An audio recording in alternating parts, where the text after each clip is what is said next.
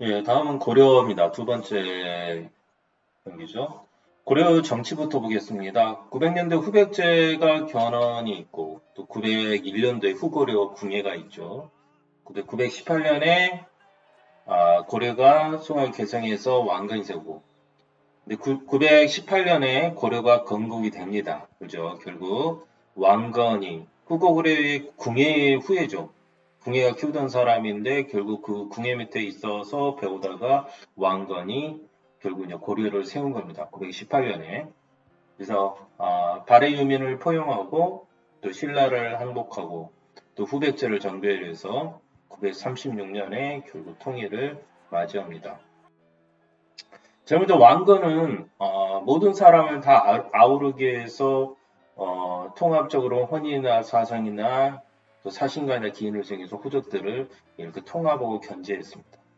대표적인 후녀 10조가 있죠, 그죠? 모든 호족들을 관리하기 위해서 기본적으로 갖춰져야 할 도도 후녀 10조를 발표하고요. 이 안으로는 호적을 통합하며 견제하면서 후녀 10조를 읽고 밖으로는 북진 정책을 펴죠. 주로 이제 거란이 있는데 거란에는 강경을 추진하다 보니 결국 충돌하게 되고요. 또 서경의 평양을 중심으로 하게 됩니다. 근데 왕권을 이제는 강화하기 위해서 왕건이 많은 호족들을 거느리다 보니까 문제가 생긴 거죠. 그죠? 그래서 왕권을 강화하기 위해서 두 가지 법을 만듭니다. 뭡니까? 노비 안건법. 그죠? 모든 가난을 위해서 노비가 됐던 그 호족 밑에 있는 많은 노비들을 풀어주는 거죠. 그리고 노비 안건법. 그다음 과거제를 이제는 실시합니다. 이제 인재를 고루 등용하겠다는 거죠. 그다음에 성종입니다. 성종은 체제 완성이죠. 체제 완성. 그래서 체제 완성을 꾀하기 위해서 어떤 것을 합니까? 중앙적으로는 유교 정치를 이념화합니다. 심의 28조의 최승로의 주장을 수용해서 정치 이념을 하게 되고요. 중앙 정치 조직을 고려의 중앙 정치 조직을 왕 밑에 도병마사나 식목도감이 있고요. 이성육부제로 운영하는 거죠. 이성육부제. 이성육부제. 그죠? 중국의 제도를 받아 실정에 맞게 이성육부제를 씁니다. 이부, 병부, 호부, 형부, 애부, 공부. 그다음에 위로는 중서문화선, 상서성 이렇게 그래서 이성육부제로 운영합니다. 우리가 거란에 이제 거란에 항쟁한다고 그랬잖아요. 그래서 1차는 서희가 감독육주로 단판으로 가져옵니다. 그죠? 소송전과 단판을 짓는데 결국 거란과 뭐 친결하고 뭐를 한다 했지만 지키지 않았어요. 2차는 다시 양규가 이제 들어오죠. 3차는 강감찬이 귀주대첩에서 2019년에 큰 대성을 이룹니다. 그래서 고려의 대응은 나성이나 천리장성을 쌓게 되는 거죠. 그죠? 그래서 문벌 귀족사에 아까 뭐죠? 이성육부제로 운영됐다는 거, 고려 중앙조직을 아무튼 이성육부제로 운영하고요. 관리나 선발을 과거제도 실시하지만 여전히 음서제도는 남아있는 거예요. 여전히 뭐가 있습니까? 문벌 귀족사회가 남아있기 때문이죠. 그러나 이 서서히 이 문벌 귀족사회도 동요를 하게 이릅니다. 문벌 귀족이 너무 외척 세력이죠. 외척성이 너무 강한 거예요. 대표적인 이자겸이죠. 이자겸. 이자겸의 난이 1126년인데 왕권을 실추시키는 역할을 합니다. 그 다음에 또 묘청의 난이 있죠. 석연 천도운동을 실시하면서 그 정벌 주장을 합니다. 그래서 이 석연천도와 대립각을 세운 게 개경파죠. 그 대표적인 사람 누굽니까? 김부식이죠. 그리고 김부식이 묘청의 난을 결국 진압하게 됩니다. 또 여전히 금나라 여진족이 있죠. 압박을 하면서 사대주의를 요구합니다. 그래서 이자겸은 사대 요구를 수용하죠. 그때 이제 설치된 게 윤관의 대표적인 변루방, 또 동북구성 이런 것들이 다 여진 전벌을 위해서 압박을 했는데 결국 이자겸이가 사대 요구를 수용하게 됩니다. 그 나라를 막 칠 수는 없어요, 상황이. 그 다음에 우리가 이제 문벌 귀족사회의 동요가 일어나면서 결국 무신이 정변을 일으키죠.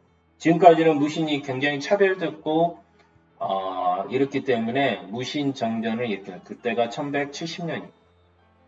그래서 이의방이나 정중부를 주도로 해서 최충원, 최후 여러 가지 있지만은 아무튼 중반은 최충원에는 교정도감이 있고 최후는 정반이나 삼별초 강화도 천도 몽골이 있죠. 그다음 몽골에 대해서 하층민의 한정이 있죠. 대표적인 게 김윤우, 천인선 전투 있죠. 경제적으로는 8만 대장경이 있습니다. 8만 대장경. 또 삼별초의 항쟁을 이루게 되고요. 1270년에서 1273년까지 강화도에서 진도로 제주도까지 이렇게 저항을 하게 됩니다. 그 다음 이렇게 이제 원의 간섭이 있게 되죠. 하층민은 여전히 저항을 되고 대표적인 게 만적이라든지 망이 망소의 긴삼이 효심이 많이 있고요. 그다음 개경을 환도하자. 고려의 지위는 상대적으로 낮아지고 있죠.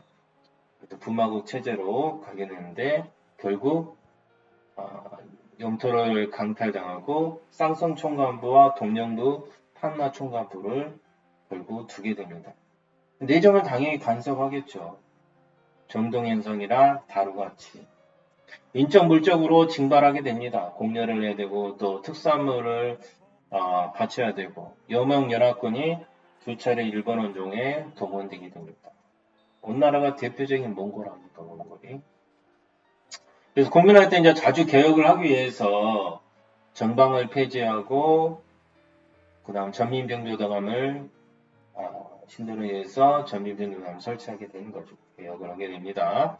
그래서 반원 자주 친원 세력을 수청하고 그죠? 정동행성 성인 문서가 아닌 몽골풍도 금지하고 이제는 쌍송 총관부도 탈환하게 됩니다. 그래서 1392년에 신진사대부가 이제 성장하게 됩니다. 이제는 문벌 귀족사회가 무신정권을 거치면서 자주 개혁하면서 신진사대부가 성장하게 되죠. 이제 거의 이제 1392년에 오면 고려가 결국 멸망을 하게 됩니다. 대표적인 신진사대부가 성장하고 또 정대중 빈진파하고 신흥 무인 세력이 성장을 했어요. 매구 홍건적에 또 대항하면서 이성계가 결국 나타나게 되죠. 그래서 이성계에 의해서 1388년에 유화대 해군이 있죠. 1391년에는 과정법을 실시하고 결국 1392년 결국 조선을 건국하게 됩니다. 이게 전반적인 고려의 뭐다? 정치라는 거죠. 고려의 정치.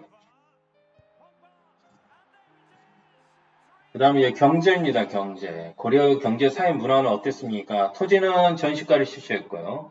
농업은 농상지변화, 원날에 의해서 목화를 들여왔죠. 그죠? 화폐는 대표적인 게 건원중보, 사만통보, 은병 등이 있고요. 무역은 병난도를 통해서 국제 무역함이 있어요. 또 사회적으로는 신분제 아까 대표적인 게 문벌이 있었잖아요. 염소 거문자 대표적인 염소제도입니다. 중류층이 이제 서리 남방 향리도 있었고요. 또 양민이 향부곡 소도 존재됐고 향구곡 소 존재였지. 천민은 대부인 노비가 되고 천민은 대부인 노비였고요. 여성 지인은 호적의 태어난 순서에 따라서 상속 균본 상속을 했고요. 재혼은 여성 제가가 가능했습니다. 그 다음 문화적으로는 대표적인 게 이제 문화를 아까 유교가 주라고 그랬죠. 그리고 교육하기 위해서 관학을 샀죠. 그게 대표인 국자감이죠. 양형고 7제. 사학은 사학 12도가 있고 7층에 또 성량을 도입하게 되죠. 안양 신진사대부를 기반으로 해서 국자감에서 성균관으로 이렇게 성량을 도입을 합니다. 불교는 교종 선종을 통합해서 대표인 의천의 대표적인 뭡니까? 교감겸수, 해동, 청태종 대표적인 거죠. 진울에 오는 것은 도노점수, 정해쌍수, 수선사 결사운동 대표적인 것입니다.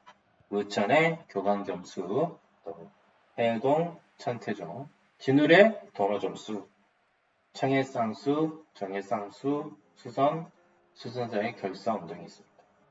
불상으로는 탑으로나 월장사 8강 구층석탑이 있죠. 논산의 관측사 석전 미륵부산이 있고 또 역사 아까 김부식이 있었죠. 개견파의 대표적인 사람. 삼국사기도 쓰죠. 전개.